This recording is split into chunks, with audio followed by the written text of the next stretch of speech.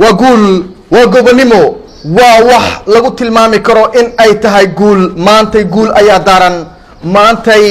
قودهان قبل كسول وحاو كجرا قعنتا جبهة SSC وحا أي قاضيان تلابوين أهور سيدي كرتا عرورتو دا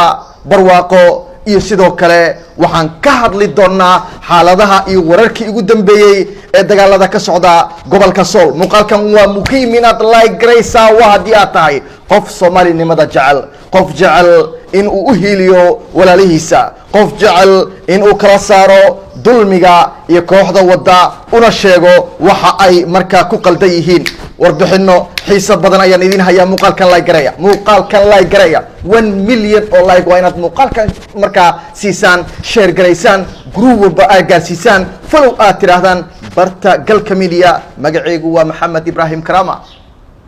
maantay waa maalin guul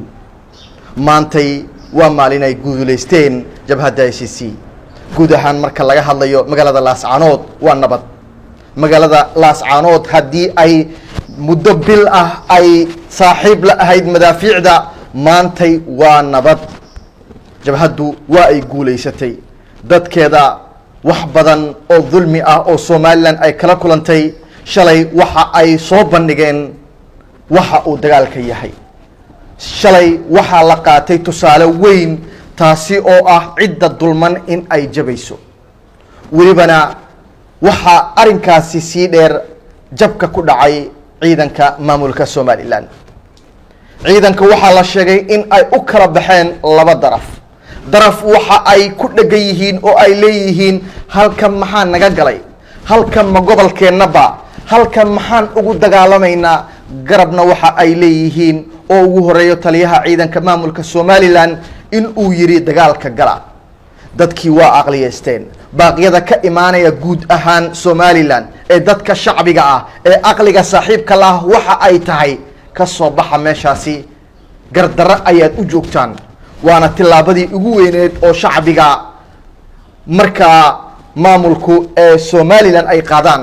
dadka Boorame waxa ay in badan ku soo celceliyeen welibana ay markaa sheegeen in dulmi ay ku jiraan dadka qaraabada ay yihiin ee halkaasi ka dagaalamaya Laascaanood waa magaalo dhulbahante sidoo kale guud ahaan Sool waa magaalo ama gobol dhulbahante ka soo baxa ayay leeyihiin guulaha ay gaareen SSC waa guulo la taaban karo dagaalku waa uu socdaa waxa uu ku socdaa welibana haatan naloo soo sheegay in uu marayo meelihii ugu dambeeyay warar farxad leh oo weliba la taaban karana guulo la taaban karana in ay soo socdaan garaadka guud ee beesha dhulbahante oo fariin soo marsiyay galka media waxa uu shacbiga guud ee Soomaaliyeed u sheegay inay isdajiyaan shacbiga Laascaanood inay dib ugu soo noqdaan magaalka waxa uu sheegay in ay qaadi doonaan tilaabo weyn oo ah dawladnimo waxa iyaduna bogaadi mudan in taliyaasha kala duwan ee SSC ay ku dhawaaqeen in aanan loo dhaqmin qaab gunnimo ah oo ciidankii la qabtaa iyagoo dhaawacan la daaweeya waana wax Soomaalinimada in marka ay ku jirto daraawiishtu ay ku tusinayso daraawiishtu ciyaar ma ah daraawiishtu waa dad aad iyo aad u qalbi wanaagsan waana dad lagu tilmaami karo kuwii ugu wanaagsanaa ee Soomaaliya dhaqankooda wanaagooda dulqaadka ay muujinayeen muddo madaafiicda ku hoobanaysay iyo sida ay isaga saareen waa mid aad iyo aad leysdii kor waa ay weyn tahay eebe ayaa mahad ku leh maantay in shacbigii isxilqaamay ee dulmadiidka ahaa guusha maantay ay macaansanayaan malabsanayaan in eebe xaggiisa ay ka timaaday sidoo kale shacbiga guud ahaan ee gobolkaasi iyo goboladaasi kala duwan ku abtirsada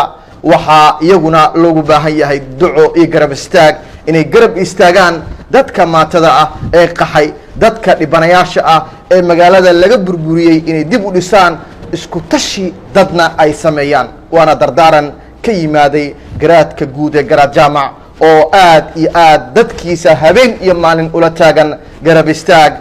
goobaabin dhiirigelin iyo wax kasta oo lagu tilmaami karo in ay tahay wanaagii ugu weynaa ee markaa iyadu aadka iyo aadka saaxada lagu arko. dhab ahaantii tani waxa ay ku tusinaysaa waxa ugu wanaagsan ee haatan markaa socda lagu tilmaami karo inay tahay xajinta iyo dadka oo aad u samraya. guud ahaan tuqaraq waxaa la leeyahay iyagana waxaa gacanta ku dhigay jabhadda SSC. ciidanka Somaliland waa ay kala jabeen, waa ay isaga tageen goobta. waxay ogaadeen meesha ay ku dhimanayaan inay tahay meel xaq darra ah oo aysan u wanaagsaneen dulmi inay ku socdaan. baaqyadii waa ay gaareen, baaqyadii waa ay dareemeen. inta harsayna ilaahay xaqa ha fahansiiyo, maxaa yeelay goobta lagu dagaalamayo waa dad dhulkoodii.